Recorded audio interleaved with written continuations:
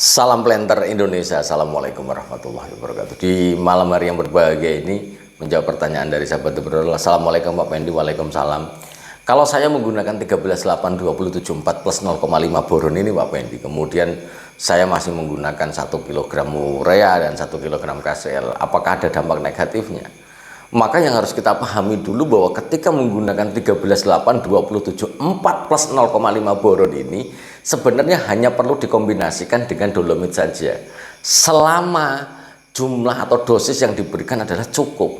Misalnya dosis di usia 5-6 tahun itu adalah 5,5 sampai 6 kg misalnya, ditambah dengan dolomit 2 kg, NPK nya adalah 138274 plus 0,5 boronnya itu sekitar 6 kg misalnya. Maka urea, KCl, kisrit tidak perlu lagi, rok fosfat juga tidak perlu lagi, karena bahwa ini sebuah rekomendasi yang pupuk yang sudah disesuaikan dengan kebutuhan tanaman kelapa sawit 138274 plus 0,5 boron.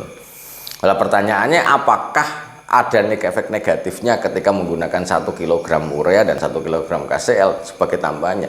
Jawabannya adalah tidak ada masalah, Mas.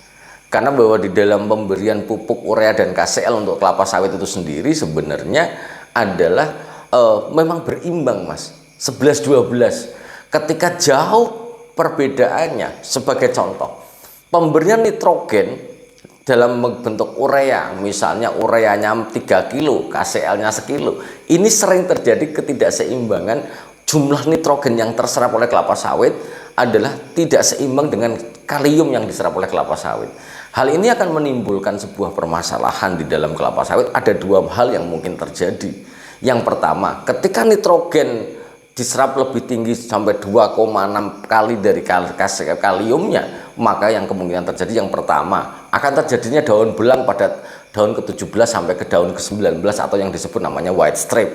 Karena ketidakseimbangan dari jumlah nitrogen dan kalium yang diserap oleh tanaman kelapa sawit itu sendiri. Kemudian yang kedua, ketika tidak seimbang, kemungkinan pada tanaman-tanaman yang tua di usia di atas 10 tahun ini sering patah pelepahnya. Maka pemberian ZA misalnya, ZA ataupun urea sampai 4 kilo diberikan, KCl-nya tidak diimbangi ke arah sana, maka ya kemungkinan akan banyak yang patah pelepahnya.